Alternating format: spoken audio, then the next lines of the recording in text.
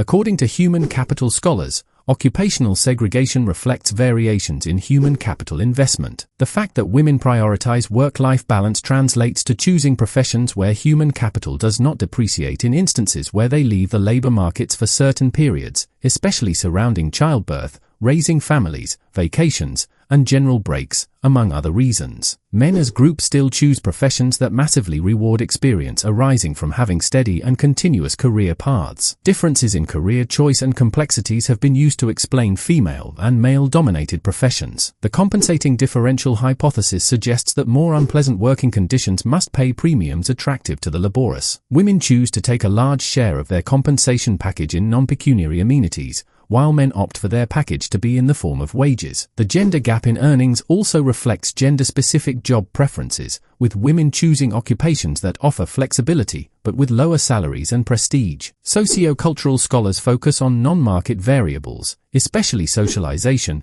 and their contributions towards choosing sex-typical professions. Gendered expectations picked up throughout childhood and during early adulthood are claimed to be carried into the labor market, pushing men and women into sex-typical jobs. Worth pointing out is the fact that sex-typical expectations vary based on social class. Parents with higher socio-economic and educational backgrounds tend to hold more progressive views on gender than do parents from working-class families. As a result, children from families with higher socio-economic statuses have lower stereotypical gendered occupational aspirations. Assertions similar to the male and female professional choices are made as it pertains to the gender pay gap, where socio-cultural scholars assert that a lot of undesirable work-related features, such as cleaning, stress, and repetition, are more pronounced in female as opposed to male-dominated professions.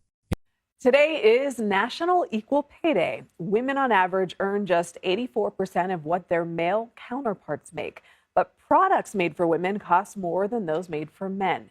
It's a phenomenon that's been given a nice-sounding name, the pink tax, but the reality is concerning. In undercutting the human capital theory, socio-cultural scholars argue that lower wages are not compensated by increased job satisfaction, access to part-time work, more flexible working hours, health insurance, paid sick or vacation days, or job maternity leave, since these benefits are, allegedly, more common in male-dominated and sex-neutral professions. The reasoning for the lack of benefits in female-dominated professions is not out of compensation differentiation processes, but instead, the devaluation of female work. The devaluation theory suggests that managers underestimate the contribution of work completed by female-dominated professions. Simply put, according to socio-cultural scholars, male and female-dominated professions have nothing to do with male and female choice, but rather a combination of discriminatory practices and institutional inertia that enables segregation to persist. The question becomes, how insignificant is female choice?